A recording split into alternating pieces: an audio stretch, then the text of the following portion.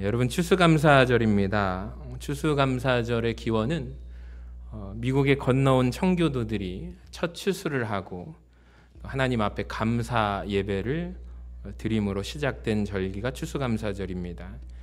참 아름다운 이야기죠. 그건 현대적인 기원이고, 그런데 성경에서 우리가 찾아보면 근원은 뭘까요? 구약 성경에서 하나님께서 이스라엘 백성들에게 명령하신 3대 절기를 지키라고 명령하셨거든요. 3대 절기 중에 하나인 초막절에서 성경적인 근원을 찾을 수가 있습니다. 중요하니까 한번 따라해 볼까요? 초막절. 우리가 추수감사절의 기원을 생각해 보면서 예전에 제가 해마다 설교를 했고요. 오늘 특별히 기억하기를 원하는 것은 우리가 예수 믿는 자고 하나님의 자녀인데 기독교인들이잖아요. 우리의 감사의 영성이 달라야 할 텐데 우리의 고백으로 감사는 무엇이 다를까라고 생각을 해봤어요. 저는 우리 기독교인들의 감사의 독특성에 대해서 생각해 보기를 원합니다. 그리고 거기를 이야기해 보고자 합니다. 오늘 본문 말씀이 바로 그 내용인데요. 17절을 한번 보세요. 비록 무화과 나무가 무성하지 못하며 포도나무에 열매가 없으며 감람나무에 서출이 없으며 밭에 먹을 것이 있어요 없어요? 없으며 우리의 양이 없으며 외양간에 소가 없어요. 즉 한마디로 아무것도 없습니다. 그런데 감사하대요. 참 놀라운 이야기입니다. 그래서 저는 우리 기독교인들의 감사는 이 고백을 하고 싶어요. 환경과 상관없는 감사의 고백이다. 여러분, 이것을 깊이 기억하시기를 바랍니다. 그러니까 감사할 것이 있어서 감사할 환경 가운데 감사하는 것은 누구나 할 수 있습니다. 무화과 나무에 가보니까 무화과 열매가 맺혀져 있습니다. 열매가 열려 있어요. 감사하죠. 포도나무에 가보니까 탐스러운 포도 열매가 맺혀져 있습니다. 감람나무에도 열매가 맺혀져 있고 밭에 가보니까 먹을 것이 있어요. 우리와 외양간에 양과 소가 가득합니다. 우리 삶에서 모든 것이 순탄하고 잘 풀리는데 감사하지 않을 자 어디 있겠습니까? 다 감사하죠. 그런데 오늘 하박국의 말씀은 보다 큰 차원으로 넓은 의미로 우리에게 감사를 말하고 있어요. 지금 아무것도 없는 환경입니다. 감사할 것이 하나도 없습니다. 벌써 이제 2025년 한 달 채 남지 않았는데 일이 잘 풀리지 않습니다. 장사하시는 분들은 작년보다 금년이 훨씬 더 장사가 안 됩니다. 남들은 다 집이 있다는데 집이 없습니다. 직업도 없습니다. 게다가 몸까지 아파요. 남들은 결혼하고 시집장가 가는데 나는 결혼도 못했어요. 그런데 감사하답니다. 사실 이것은 역설적이죠. 말도 안 되는 이야기입니다. 근데 한번 보여주세요. 그러나, 그래도, 그렇지만, 그럼에도 불구하고 그리 아니하실지라도 감사할 수 있다는 것입니다. 여러분, 이것이 기독교인들의 감사의 영성인 줄로 믿습니다. 욥기서를 보면 욥이라는 사람에게 어마어마한 인생의 고난이 닥칩니다. 모든 재산을 갑자기 한순간에 잃어버립니다. 자녀들까지 죽어버립니다. 그런데 욥이 하는 그의 고백을 한번 들어보세요. 이르되 내가 모태에서 알몸으로 나왔사온즉 또한 알몸이 그리로 돌아가올지라. 주신 이도 여호와시요 거두신 이도 여호와시니 여호와의 이름이 찬송을 받으실지니이다 하고 이 모든 일에 욥이 범죄하지 아니하고 하나님을 향하여 원망하지 아니하니라. 아멘. 여러분, 이것이 기독교인들의 감사의 영성이라는 것을 인정하십니까? 사도행전 16장에 보면 바울과 실라라는 두 사람이 전도하다가 잡혀가지고 많이 얻어맞습니다. 그리고 깊은 지하 감옥에 갇히게 돼요. 오늘날 시대에 인권이 발달했잖아요. 감옥이 아니죠. 근데 이 시대의 감옥은 절대로 그렇게 생각하시면 안 됩니다. 고대 세계 근동의 감옥은 어떠했을 것 같습니까? 다큐멘터리를 보니까 거기를 직접 보여주는데 차디찬 지하 감옥에 햇빛이 들어오지 않습니다. 축축해요. 분명히 쥐가 많이 돌아다녔을 것으로 생각된다고 합니다. 바퀴벌레도 여러 마리가 기어다니고요. 샤워한다는 것조차 생각할 수 없는 환경입니다. 제대로 씻을 수 없다는 말이죠. 게다가 많이 맞아서 여기저기 멍자국에 피투성이입니다. 손발은요, 쇠사슬에 묶여 있습니다. 화장실이 어디 있을까요? 그 안에서 해결합니다. 그러니까 감옥에 갇힌 사람이 자기 배설물 냄새를 맡고 살아가는 거예요. 코를 찌르는 악취 속에서 살아가는데, 여러분, 이 바울과 실라라는 사람이 놀라운 고백을 해요. 감사하고 찬송합니다. 사도행전 16장 22절을 보세요. 무리가 일제히 일어나 고발하니 상관들이 옷을 찢어 벗기고 매로 치라 하니까 많이 칩니다. 그리고 깊은 옥에 가둡니다. 발은 쇠사슬에 매어 있습니다. 그런데 한밤중에 바울과 실라가 기도하고 하나님을 찬송합니다. 옥중에서도 사도 바울이 기뻐하며 감사합니다. 여러분, 이것이 기독교인들, 하나님을 믿는 자들의 독특성의 감사입니다. 궁금합니다. 지옥과 같은 환경이거든요. 그럼에도 불구하고 어떻게 감사할 수 있었을까? 하박국 선지자는 18절에 감사의 이유를 말하고 있어요. 노란 글씨를 읽어볼까요? 시작. 나는 여호와로 말미암아 즐거워하며. 중요하니까 한 번 더 읽어봅니다. 시작. 나는 여호와로 말미암아 즐거워하며. 아멘. 여러분, 하박국은 이 이유를 이렇게 말합니다. 나는 여호와로 말미암아 즐거워합니다. 여러분, 우리의 감사의 이유가, 저와 모두의 고백이 하나님으로 말미암아 감사하는 우리 모두가 되시기를 바랍니다. 환경 때문이 아니에요. 내가 좋은 환경에 올 한 해 수익을 내고 하나님 앞에 감사한 환경으로 전년보다 훨씬 좋은 환경에서, 가정에서 있기 때문에 감사한 것이 아닙니다. 다름 아닌 하나님으로 말미암아 감사한다는 것이죠. 그러니까 하나님만이 감사의 이유이자 고백이 되는 거예요. 여러분, 그렇다면 하나님이 도대체 누구십니까? 누구길래 이런 지옥 같은 환경에서도 감사할 수 있을까요? 저는 오늘 여러분에게 감사의 환경에 대해서 고백하는 것이 아니라 하나님에 대해서 고백하고 싶어요. 그러니까 하나님에 대한 이야기를 좀 하고 싶습니다. 여러분, 하나님이 누구십니까? 여러 가지 이야기를 할 수 있겠지만 성경에서 첫 번째 진술은 창세기 1장 1절입니다. 같이 읽어봐요. 시작. 태초에 하나님이 천지를 창조하시니라. 아멘. 그분은 우리의 창조주 하나님이십니다. 근데 세상을 창조하신 다음에 그저 팔짱 끼고 구경하시는 분이 아니세요. 하나님은 창조주이실 뿐만 아니라 우리에게 모든 것을 공급해 주신 하나님이에요. 사도행전 17장 25절에 보니까 만민에게 생명과 호흡과 만물을, 모든 것을 주시는 분이 하나님이시래요. 그래서 사도 바울이 이렇게 묻습니다.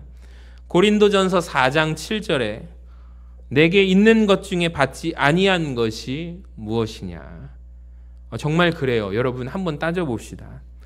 여러분에게 가지고 있는 것을 한번 생각해 보세요. 모든 것을 우리가 하나님 앞에 다 공짜로 받았다는 것을 아십니까? 햇빛을 생각해 보면 공짜로 받았죠. 비는 어떻습니까? 공짜로 받았습니다. 예전에 언젠가 한 3년 동안 비가 계속해서 안 와서 가물었던 적이 있습니다. 이렇게 비가 안 왔던 적이 있었을까? 정말 깜짝 놀랐습니다. 맑은 공기는 어떻습니까? 미세먼지로 한국이 고통받았던 때가 있었죠. 여전히 지금도 마찬가지입니다. 새들의 노랫소리. 봄, 여름, 가을, 겨울 당연한 줄 알았어요. 그런데 11월에도 저는 여전히 집에서 보니까 반팔, 반바지를 입고 있습니다.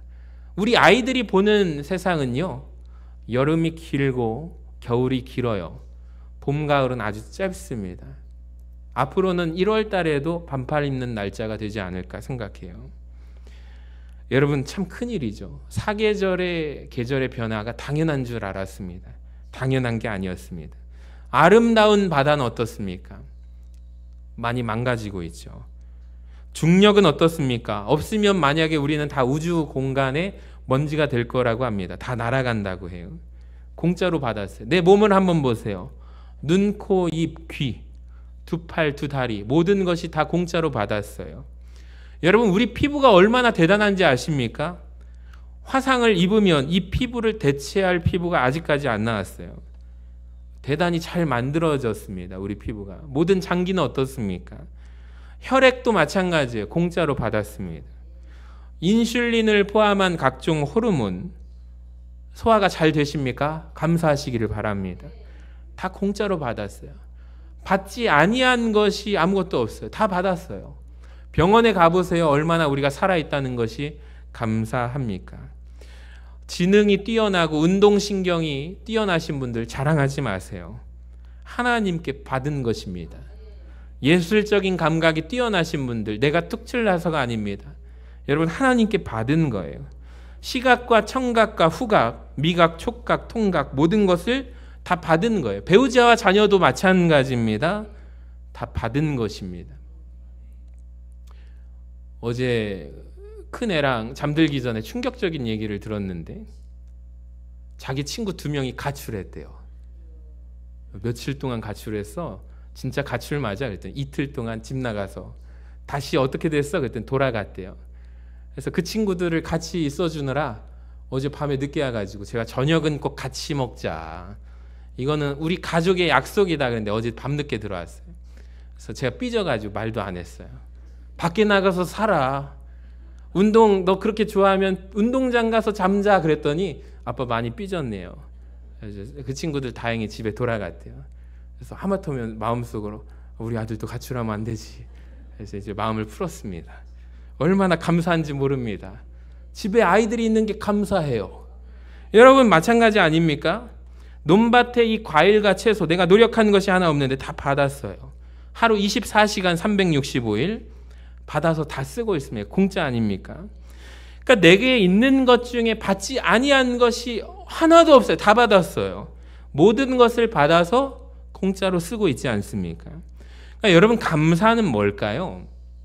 감사는 하나님께서 내게 주신 은혜를 알아보는 능력이 따라합시다. 감사.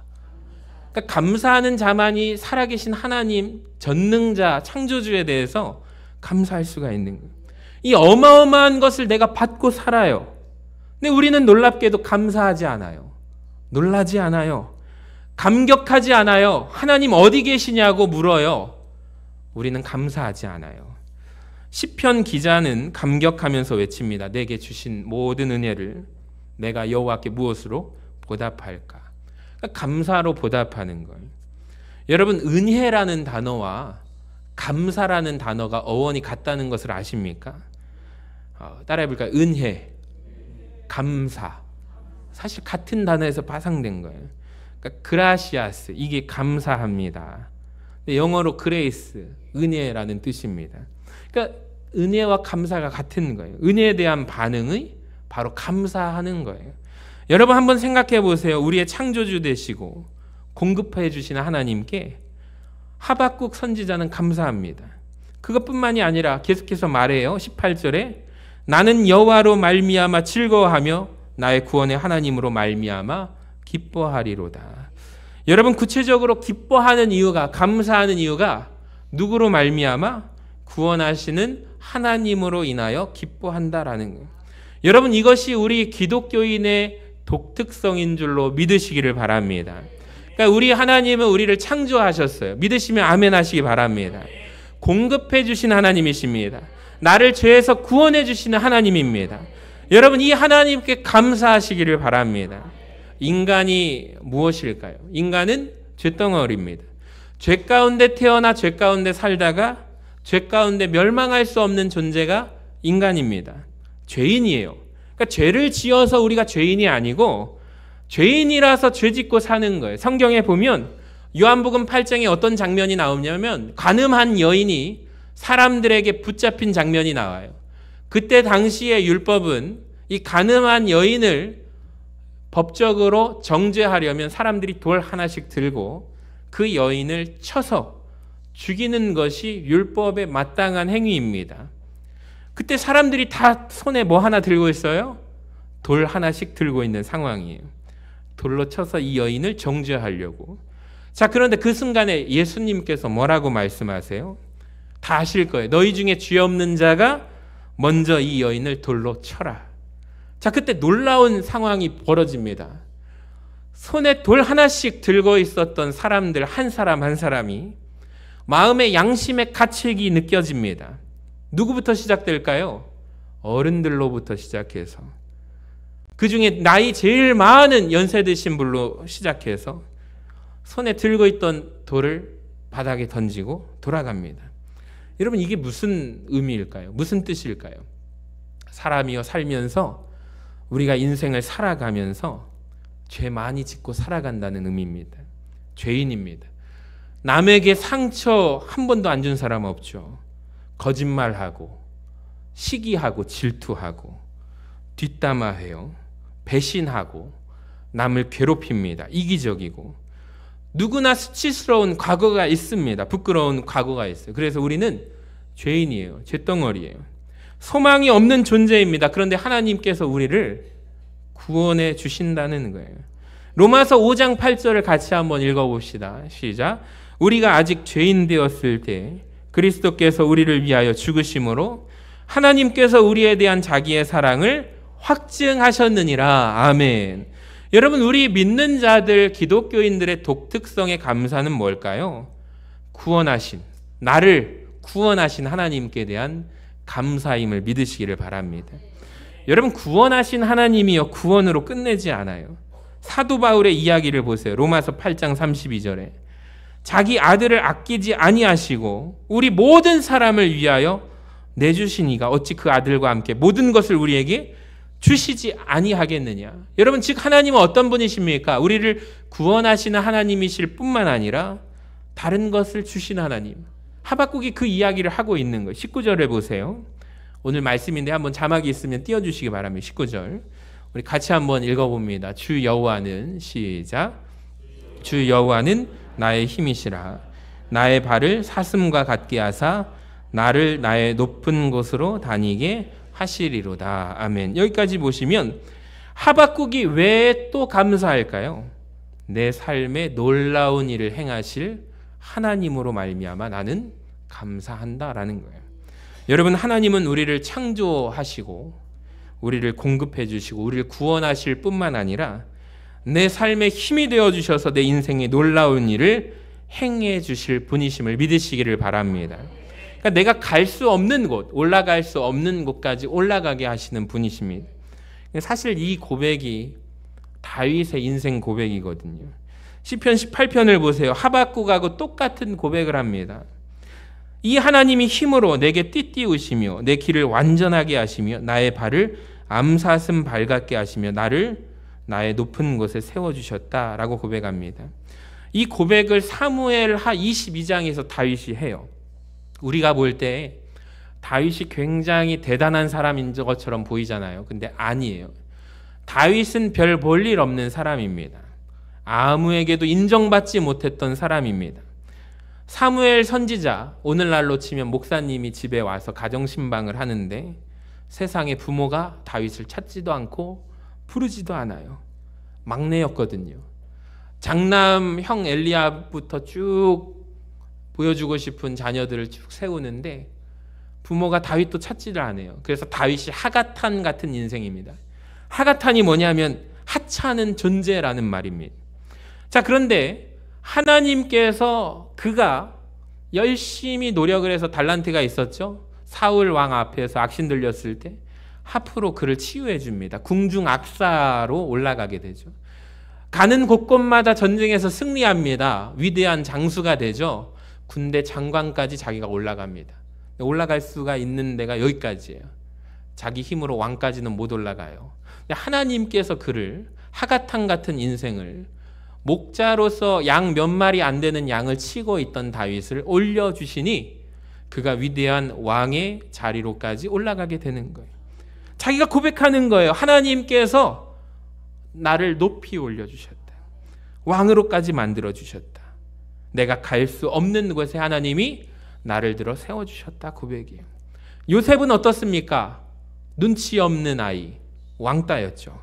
근데 그러한 사람을 하나님께서 쓰시니 애굽의 총리 대신의 자리까지 하나님이 세워버리십니다. 다니엘은 어떻습니까? 남의 나라에 포로로 끌려간 신세입니다. 유대인의 정체성을 드러내면 핍박당하고 목숨을 잃어버릴 수 있는 상황에 하나님께서 다니엘을 높이 세우사 바벨론 대제국의 총리로 세워버리십니다. 그러니까 하나님은 하나님이 이렇게 일하십니다. 하나님의 방법입니다.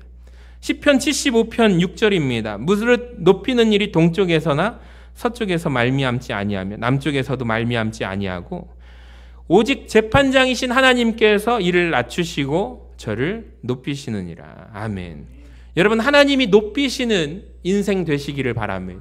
내 힘으로 올라가는 삶이 아니라 여러분 기도하세요. 하나님께서 나를 들어 세우시면 내가 올라가지 못한 곳까지 올라가게 될 줄로 믿습니다. 그것은 저는 이렇게 표현하고 싶어요. 맹물 같은 우리 인생이, 나의 삶이 포도주 같은 인생이 되는 축복이 임하는 것입니다. 여러분, 이것이 기독교인들의 독특한 감사인 줄로 믿습니다.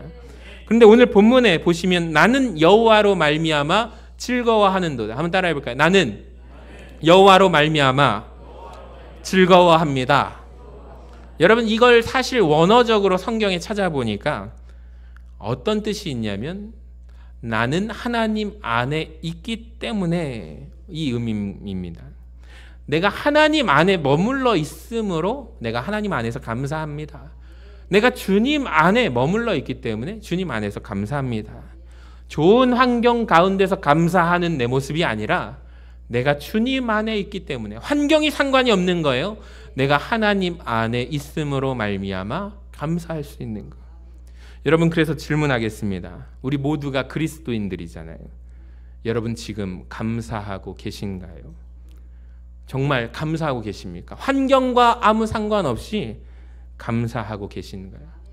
내가 하나님 때문에, 창조주신 하나님으로 말미암아, 공급하시는 하나님으로 말미암아 감사하고 계십니까? 나를 구원해 주신 하나님으로 말미암아 감사하고 계신가요? 앞으로 내 삶에서 놀라운 역사를 행하실 하나님으로 말미암아 감사하십니까? 여러분, 감사하지 않으면 우리 기독교인이 아니라는 것을 아세요? 당연한 것처럼 여기는 것이 사실 당연하지 않음으로 말미암아 모든 것이 하나님의 은혜라는 고백이 되는 것입니다. 여러분, 우리가 예수 믿는 사람이에요. 하나님 자녀가 되었습니다.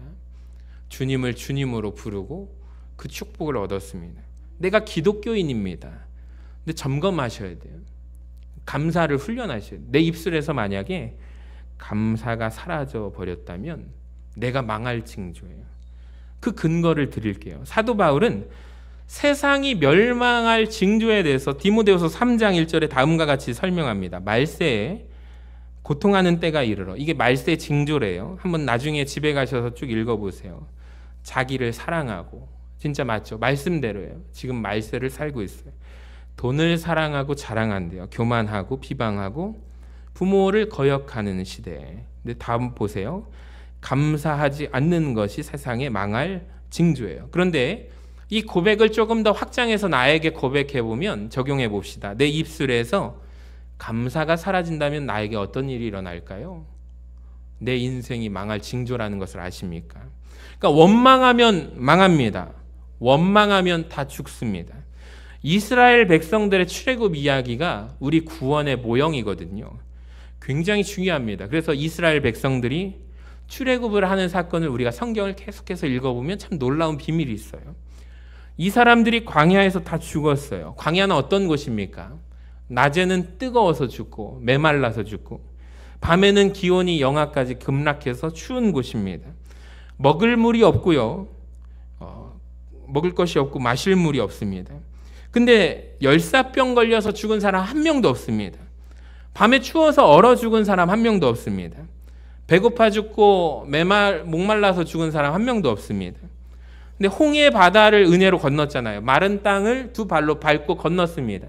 하나님 은혜입니다. 건져주셨어요. 근데 놀랍게도 광야에서 그들이 빠져 죽었던 바다가 있는데 원망의 바다, 불평의 바다에선 다 빠져 죽었습니다. 그러니까 원망과 불평은 이렇게 무서운 거예요. 여러분, 입술을 점검하세요. 사실 자기는 잘 몰라요. 내가 어떤 말을 하는지. 그래서 우리 영적인 배우자의 역할들이 정말 중요한 게, 내 남편이, 내 아내가 요즘 들어서 원망과 불평을 많이 하고 짜증을 많이 낸다면 한쪽 사람이 기도하는 거. 그래서 남편에게, 아내에게 당신 요즘에 원망의 말, 불평의 말을 하는데 내가 당신을 위해서 기도하고 있어. 신앙생활을 하면서 하나님을 바라봐야지.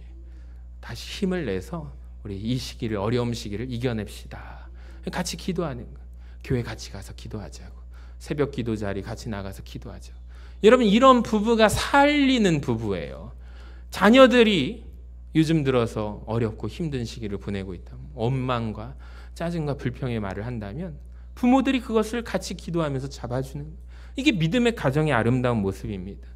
여러분, 원망과 불평의 말을 할 때 목원들을 살펴보아서 목자가 잡아주고, 또 우리가 함께 기도하자고, 우리 신도회에서 어렵고 힘들지만 이 일을 감당할 수 있을지 모르지만 우리 함께 기도하자고.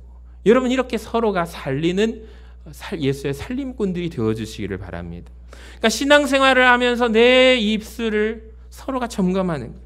내 입에서 감사가 사라지고 불평하면 여러분 반드시 영적으로 죽기 마련입니다. 고린도전서 10장 10절에 그들 가운데 어떤 사람들이 원망하다가 멸망시키는 자에게 어떻게 됐대요? 멸망하였나니 너희는 그들과 같이 원망하지 말라. 아멘. 여러분 크게 아멘 하시길 바랍니다. 그들에게 일어난 이런 일은 본보기가 되고 또한 말세를 만난 우리를 깨우치기 위하여 기록되었느니라. 여러분, 예배도 감사하는 마음으로 드려야 합니다. 시편 50편 23편에 감사로 제사를 드리는 자가 나를 영화롭게 하나니. 그러니까 감사로 하나님 앞에 예배 드려야 돼요. 그 예배를 하나님께서 기뻐 받으시고 영광 받아 주십니다. 시편 69편 30절입니다. 내가 노래로 하나님의 이름을 찬송하며 감사함으로 하나님을 위대하시리 하리니 이것이 소 곧 뿔과 굽이 있는 황소를 드림보다 여호와 하나님을 더욱더 기쁘시게 함을 믿으시기를 바랍니다. 기도도 감사가 빠지면 안 되죠. 4장 6절 빌립보서 같이 읽어봐요. 시작. 아무것도 염려하지 말고 다만 모든 일에 기도와 간구로 너희 구할 것을 감사함으로 하나님께 아뢰라.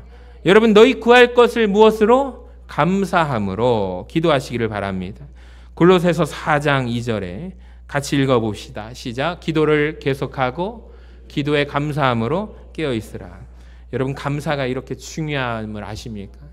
여러분, 감사의 영성을 가지시고 훈련하시기를 바랍니다. 여러분, 이번 주 한 주간 감사를 훈련하시기를 바랍니다.